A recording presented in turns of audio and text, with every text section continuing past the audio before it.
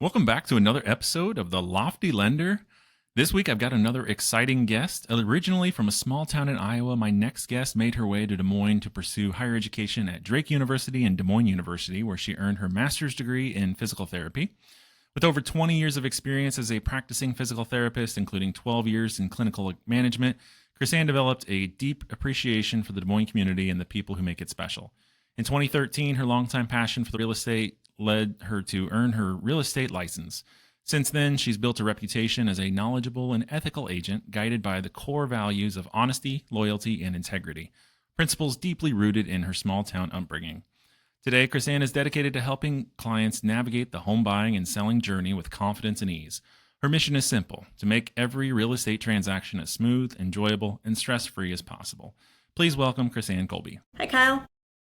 Hi, so great to have you. I want to just jump right into our Business and Beyond segment and learn. So you talk a little bit about getting into real estate, but you were in physical therapy before. How does that translate, and why did you make the switch? I know, it's kind of crazy. So my first peak in interest in real estate basically was when I was going to Drake University. I was also a nanny during the summers and weekends for a lady who was an office manager for a very successful home builder in Des Moines. So through those connections, I learned about real estate and the home building process, and then also small town basically, but I also worked in a physical therapy clinic directly next to this home builder's office. So always had an interest, again, meeting lots of realtors and the freedom that it could provide. So that's kind of where my peak interest started. And then after my long career, I decided I needed to change, and that's when I pursued real estate. So what's one thing that easily translated from physical therapy into real estate for you? The easiest thing was basically it's still a helping profession. I'm a very caring individual, and I like to just take care of my people. Basically, my tagline is caring hands to move you. So that was it. Just same helping profession. So it was an easy transition over. What was the hardest thing? It was a completely different world. Learning, just all of the ins and outs of real estate. It's not just about showing houses, and there's a lot of technicalities behind it. So, but it was awesome. That's good. So I think about a physical therapy routine, for example, or you see a couple of patients and you know those patients well. You learn about their history, you learn about their medical background, you learn about why they have their injury or their plan. Real estate can kind of probably be very similar in that you might meet them right when they're first trying to buy a house, but then you're continuing to stay in touch with them. How has that experience with keeping up with their situation helped you with real estate to stay in tune with your customers throughout? Well, absolutely. It's all about a learning process. I love to get to know my clients, so I have them fill out a sheet. What are you looking for? Why are you looking for this? Tell me a little bit about you, and if you have a family, about your family. So I want to get to know their history. And then, of course, as we're going along, if it's a buyer, you're going from house to house, and every step along the way, you're learning about them. So by the end of the process, you feel like you've known them for a long time. And the thing that I pride myself in too is it's about making relationships and keeping those lasting relationships. So all of my clients pretty much become friends by the end, which is awesome. That's great. So at what point does they become too close of friends, right? I mean, everybody wants that friend discount, right? Krisanne, we're now best friends. You're gonna cut your commission for me, right? Nope, I have not had an issue with that whatsoever. I mean, there's a few that I have that are actually really super close friends, but for the most part, distant. Like you could call and say, "Hey, how are you?" They know who you are. You feel like you can pick up where you left off. So no, not an issue. So you've mentioned your small town upbringing. How has that shaped your approach to both life and business today? I grew up on a farm and I was involved in a lot of school activities and sports. However, I still had to get up every morning and do chores. And before I went to bed, I had to do chores. So my dad always instilled a really strong work ethic in me. And so that's what has carried over, into my profession. What kind of farm was it? Basically, mostly crops, but we did have some cattle and pigs. I did raise pigs and horses, showed them at the fair. And rabbits. Did you show any pigs at the fair? Because I have experience in that, and that sucks. I did show pigs at the fair. Yes, I did. And it was not my favorite thing, but, it's what you did. So, what does family life look like for you now, and how do you stay grounded with your real estate career? Well, I am single. I do not have any children. So my siblings live out of state. It's pretty simple. I do have a significant other. I always make time for me. I think that's very important. You have to. Life is short. So, yes. Are there any, going back to your parents and being on the farm and stuff, are there any family traditions or values that you carry with you into your professional life? Again, the value is just hard work, and, the caring personality. Take care of people, and they'll take care of you, hopefully. Awesome. Well, so what you take care of yourself. So what do you like to do to take care of yourself? Are you a golfer or are you a knitter? What do you do? I love to be active, so my passion is cycling and being outdoors. So as much as I can be outdoors, I am there. I love to work out, lift weights. I do golf, not as much as I would like to, but anything active, yes. Are you any good at golf? Hey, I was really good when I was playing a lot, but I'm kind of rusty now. I will tell you that being tall and golf, they just don't mix. It's so hard to have a consistent swing, let alone once or twice, let alone consistently all the time. Yeah, that's a lot of torso to move around. So living in the Des Moines area, what are some of the favorite local spots for food, fun, or fitness, like you say?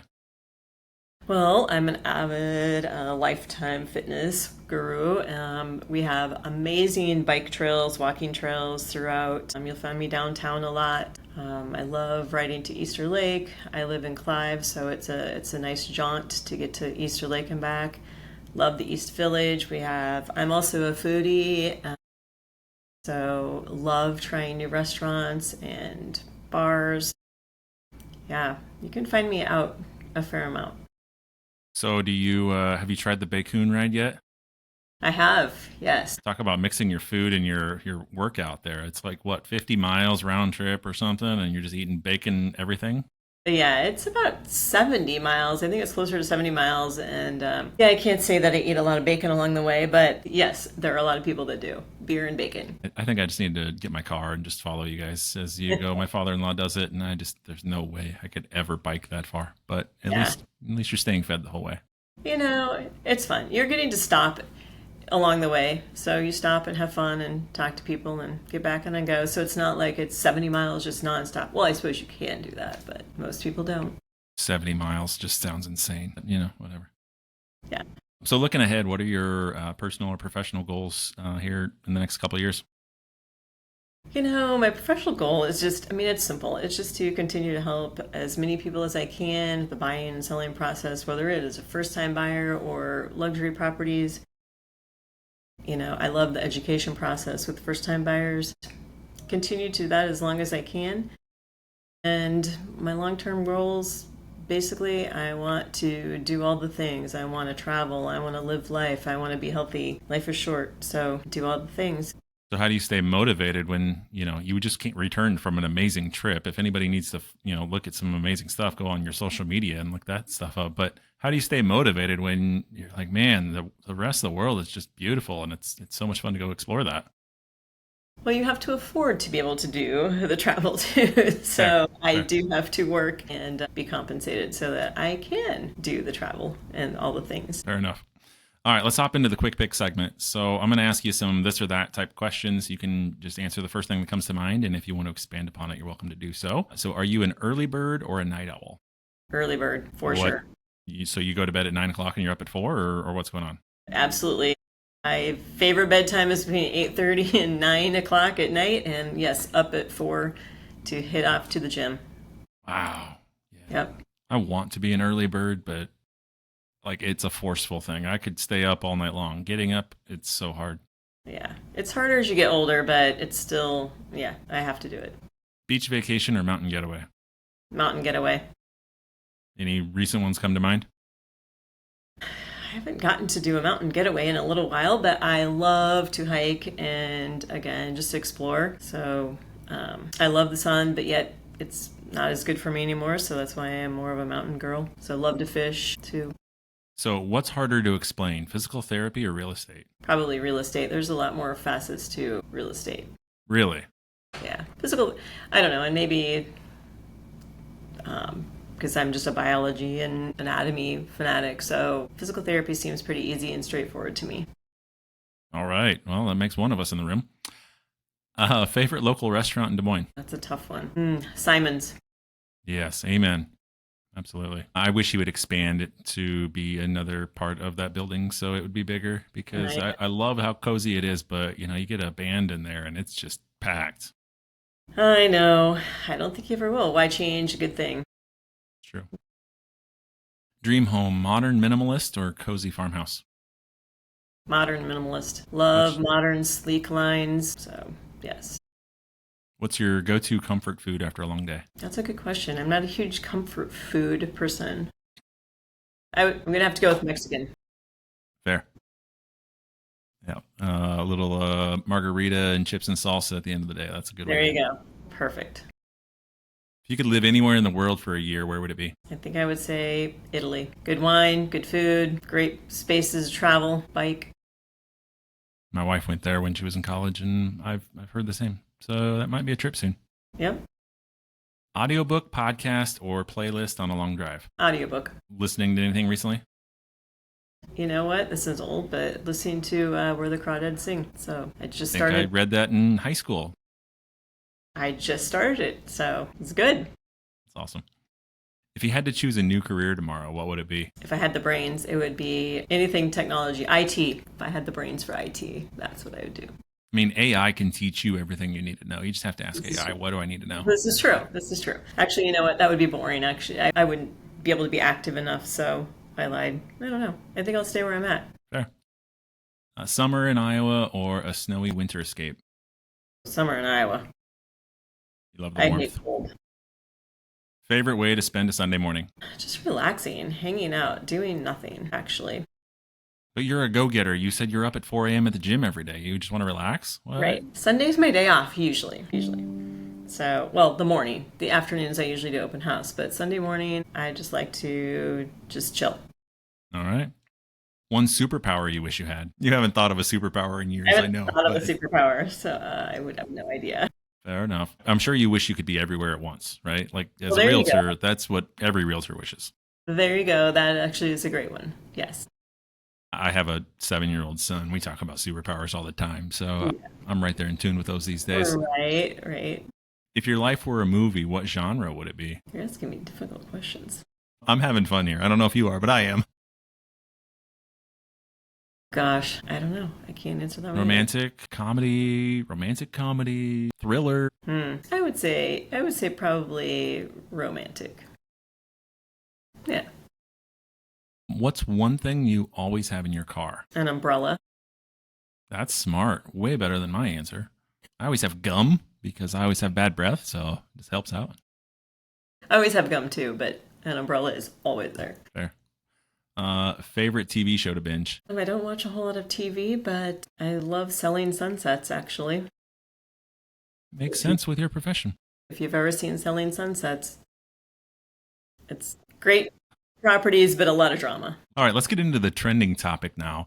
So, the HOW program, or the Homeownership for Women program, is designed to empower women in their journey toward homeownership through a series of educational sessions. Given your extensive experience in real estate, how do you see programs like HOW impacting women's confidence and success in the home buying process? Well, I think this is an amazing program that Sarah Hopkins' real estate team is putting on.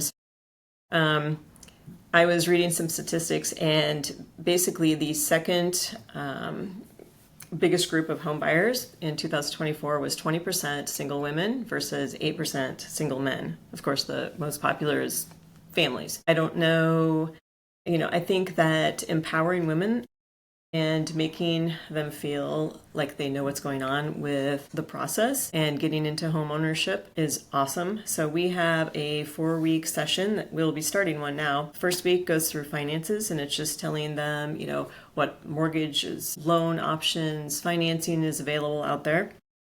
The second week is how to not buy a money pit. So knowing things to look for, like say, roofs or caving walls or whatever, just things that are not going to cost an extensive amount of money after they close on their house. A third week is contract to close. That is taking everything that happens and educating them from the time they make a purchase agreement to the time that the house closes, every step along the way, knowing the process. And at the end, protecting their investment. So, what things are great to make changes or upgrades as they go along, and how to take care of the house and keep the equity in it. So, I just think that the education process is very important for the women, and let them know that they can do this. They can do this process. And we want to make it easier for them, make them feel, again, more empowered.